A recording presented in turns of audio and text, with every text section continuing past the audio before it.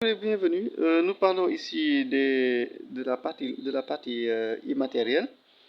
La partie matérielle de l'ordinateur, comme nous l'avions déjà vu, donc un ordinateur est constitué de deux parties, la partie matérielle et la partie immatérielle. Donc ici dans la partie immatérielle, ce qu'on appelle aussi le software, nous retrouvons essentiellement deux éléments, ce qu'on appelle les logiciels d'exploitation et les logiciels d'application. Un logiciel d'exploitation, c'est quoi? Donc, un logiciel d'exploitation, c'est un logiciel qui est installé en premier lieu dans un ordinateur. Donc, quand vous avez un ordinateur, ce qu'il faut faire en premier lieu, avant quoi que ce soit, c'est d'essayer d'avoir d'abord un logiciel d'exploitation. Exemple, comme vous le voyez ici sur ces images, ici à gauche, vous avez l'image de Windows. Donc, Windows, justement, c'est un logiciel d'exploitation. Donc, un logiciel d'exploitation, c'est un logiciel très puissant qui permet en fait d'utiliser l'ordinateur.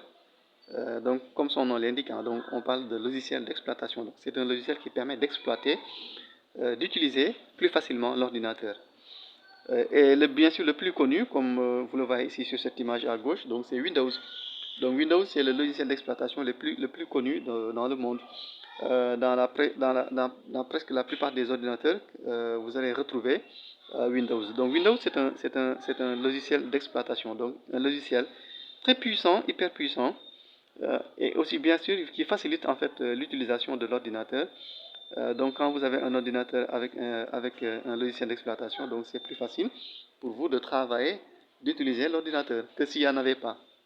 Mais ce qu'il faut savoir, donc, c'est qu'il y a d'autres logiciels d'exploitation.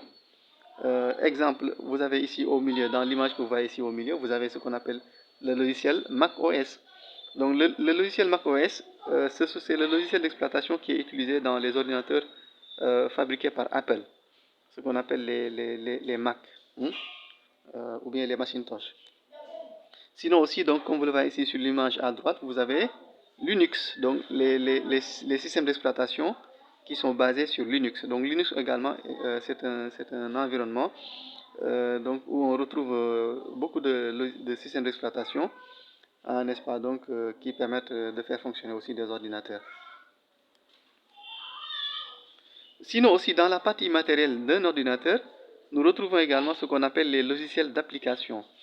Un logiciel d'application, c'est un logiciel qui permet d'exécuter des tâches. Donc les logiciels d'application sont plus précis, c'est-à-dire que donc, ils sont plus pratiques dans la pratique. Donc ils permettent dans la pratique en fait de travailler, d'exécuter des tâches, de travail, voilà, de faire des actions concrètes. Comme par exemple Microsoft Office Word. Microsoft Office, donc Word. Microsoft Office, comme vous le savez, donc c'est un ensemble de logiciels. Dans Microsoft Office, vous retrouvez par exemple Microsoft Office Word qui permet de faire du traitement de texte, de saisir du texte. Microsoft Office Excel qui permet de faire des calculs. Microsoft Office PowerPoint qui permet de faire des présentations. Et il y en a d'autres. Voilà, donc ça, c'est ce qu'on appelle des logiciels d'application. Dans un ordinateur également, par exemple, vous allez trouver ce qu'on appelle par exemple des navigateurs. Donc les navigateurs aussi, donc, ce sont des logiciels d'application. Comme par exemple Chrome. Donc Chrome, c'est un navigateur qui permet de se connecter à Internet, de surfer sur Internet. Ou bien par exemple aussi toujours dans un ordinateur, vous allez trouver par exemple des logiciels d'application comme par exemple VLC. VLC qui est un logiciel d'application qui permet de lire des fichiers multimédia comme par exemple du son, des vidéos, etc.